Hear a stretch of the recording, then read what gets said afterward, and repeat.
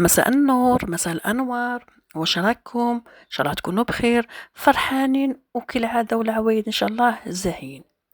وصفتنا تاع نهار اليوم راح تكون وصفة موسمية، على بالنا وداخل الصيف وجاي خير ويجيب خيره معاه إن شاء الله يا ربي، نكونوا برك عايشين إن شاء الله بالصحة والهنا والستر. كما قلت لكم عندنا وصفة تاع نهار اليوم اللي هي حتكون موسمية، هو معجون المشماش بطريقة سهلة وبسيطة، وأكيد راح يعجبنا بزاف ويجينا بزاف هايل، ونتمنى ان شاء الله تتبعوا الوصفه حتى الاخير، ما تخليش الوصفه تفوتك. وراح نعطيكم كامل السر الناجح تاع هذا المعجون، يقدر يشد لك من عام حتى عام ونص، عامين، ما يخسر ما والو. هنا واش عندي كيلو و650 غرام تاع سكر، عندي 2 كيلو تاع مشماش. هنا كنت شريت، شوفوا هنا كنت شريت 4 كيلو. نحيت وسحقيت، نحيتو، درتو في بنزينه، غسلتو شللتو مليح مليح، عبالنا بلي المشماش فيه هذاك كميه تاع الفولور اللي هي القطيفه، لازم نشلوه مليح مليح. ومن بعد كي تشليه تخليه يقطر، ومن بعد نحيلو العظمه كيما لاحظتي، كيما لاحظتو حليته برك شويه بالموس ودخلت صبعي نحيت هذيك العظمه كيما نوريكم هنا في الفيديو. شوفوا هنا كي تشرو المشماش، ماشي تشري زعما تشري 2 كيلو ولا كيلو تنحيلو العظم، تغسلي تنحيلو العظم، ما تقولي خلاص عندي 2 كيلو، هذاك بلي هذاك العظم راهو يوزن. اشري زياده، انا شريت 4 كيلو، غسلته مليح مليح ونقيته، شي اللي سحقيت ووزنته، نحيت قيس 2 كيلو، يعني كي تنحي العظم باش توزني. هنا ما نساوش عندي 2 كيلو تاع مشماش، في 3 مغارف تاع الليمون. هنا عندي القارص، عندي كنت مكونجيليها قرعه، ما عندي في القرعه في الكونجيلاتور، ما عنديش تاع الحب، حكمتها نحيت هذاك الفوقاني بالموس قطعته. نحيت هذاك الراس الفوقاني وين كاين بوشون، قيس هذاك، تجيك قيس 3 مغارف تاع ليمون، ما تكتريلوش بزاف الليمون باش ما يجيكش بزاف حامض، ولا كنتي حابته حامض ولا زيدي له غير مغيرفه، ما تكتريلوش القارص على خاطرش راح يجيكم بزاف حامض. وشنو هو الدور تاع الليمون؟ الدور تاعو باش كماده حافظه، حاجه الاولى. حاجه الثانيه باش المعجون تاعنا كي يطيب راح يطيب لنا صفيفر شويه، رايح للتشيني، يعني ماش حيجينا حامق، ماش حيجينا، باش ما يطيبناش بزاف فونسي، يطيب لنا شويه كلاغ باش يجينا اللون تاعو بزاف شباب ويجينا بزاف بنين. هذاك هو الدور تاع الليمون. لا كنتي حباتو شويه قارص، زيدي كيما تحبي ديري له الليمون. انا كنت حنحركو بالمغرفه، ومن بعد ما قدرتش ندخل هذيك المغرفه مليح مليح، فضلت هذه الطريقه هذه نخبلها هكذاك مليح مليح باش يدخل هذاك السكر مع الليمون مع القارص والسكر والمشماش باش يتخلط كامل.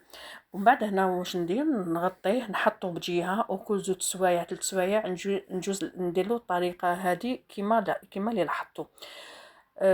شوفوا هنا كي تروحوا ديروا المعجون، ديروا في طنجره تكون شويه ثقيله ولا كوكوطه، ما ديروش في طناجر هذوك رقاق، رايح يتحرق لكم وراح يتحرق لكم من تحت ويتبدل اللون تاعو وما يجيكمش كامل المعجون تاعكم بنين. كما لاحظتوا هنا كما قلت لكم كل 2 سوايع 3 سوايع نجوز نخبلو. هنا غطيته حطيته بجهه حتى من داك الغدوه باش جزت طيبت هذاك المعجون. هنا بعد ما بات، شوفوا هنا كمية تاع السيرو اللي تلقنا هذاك السكر مع هذاك المشماش، السكر داب والمشماش قانا يطلق للماء تاعو وتخلط كامل مع داك السكر. هنا على النار، شوفوا، نقصت للنار، ما تنقصوش بزاف، نقصوا له شويه برك، وحطوا طنيجه تاعكم هكا من الفوق.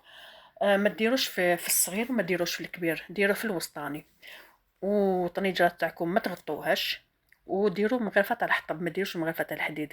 انا حتى مع الاخر باش درت مغرفه تاع الحديد نسيتها.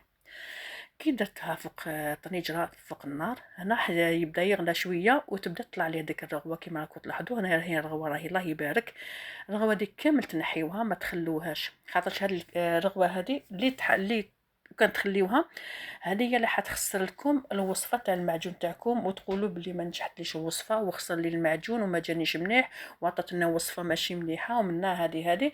من الاحسن تبعوا كامل الخطوات كما قلت لكم.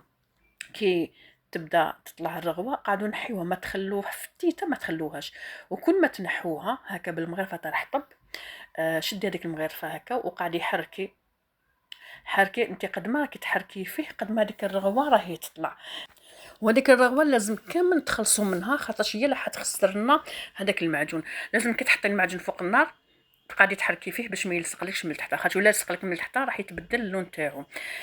شوفي هذيك الكميه تاع الرغوه اللي نحيتها هذيك كامل حتخسر لنا هذيك الوصفه.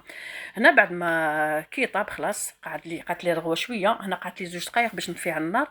قويت لها الفرن لمده 2 دقائق برك مع الاخره، ومن بعد شديت الطنيجره من اليد هكا نقعد نزغد فيها بالعقل بالعقل. هذيك الرغوه اللي في الاطراف كامل راح تجينا كامل في الوسط ونتخلصوا منها كما شفتوا. الرغوه اللي كامل اللي كانت كامل نحيتها تخلصت منها كامل. شوفي كيفاش تشدي الطنيجره تاعك، تشديها هكا من اليد كيما راني نوري لك. شوفي كيفاش تزغديها غير بالعقل. هنا زغديها غير بسياسه برك، ماشي بزاف تدفقيه، بسياسه برك. هذيك الرغوه اللي قعدت لك كامل تجيك في الوسط هكا وتنحيها. انا كما قلت لكم 2 دقائق الاخرانيين باش تقويو الفرن. انا شدت لمده الطهيه واحد 30 دقيقه حتى 32 دقيقه باش طفيت على النار. هنا قبل ما ننسى، هنا ما تضيفولوش الماء، خليه يطيب في ماء، يعني السكر والمشماش برك. هنا نسيت ما قلت لكمش الوصف الاول بلي ما فيهاش الماء. كي طاب دخليته في طنجرة، غطيته حتى من داك الغدوة باش جزت لهاد المشماش. هنا كي يبات باش يزيد يطلق مليح مليح يولي ثقيل. حتى اللون تاعو جاني ما شاء الله. كما قلت لكم الدور تاع الليمون والطريقه كيفاش طيبيه، ما تخليش يطول بزاف فوق النار، قد ما يطول قد ما يتبدل اللون ديالو. شوفوا هنا كيفاش جاني. هنا لو كان درت له السكر 2 كيلو مشماش في 2 كيلو سكر راح يجيني ثقيل اكثر من هكذا، بصح انا فضلت نقصت له السكر. كما تقدري ديري 2 كيلو ب2 كيلو. انا كما قلت لكم نقصت، الله غالب. هنا عندي بلارات كنت غسلتهم بالماء سخون، غليت الماء وغسلتهم مليح مليح. كي نشفوا لازم ينشفوا لك مليح مليح، ما تخليش فيهم الماء الداخل باش تضيفي هذاك المعجون تاعك باش ما يقرصلكش.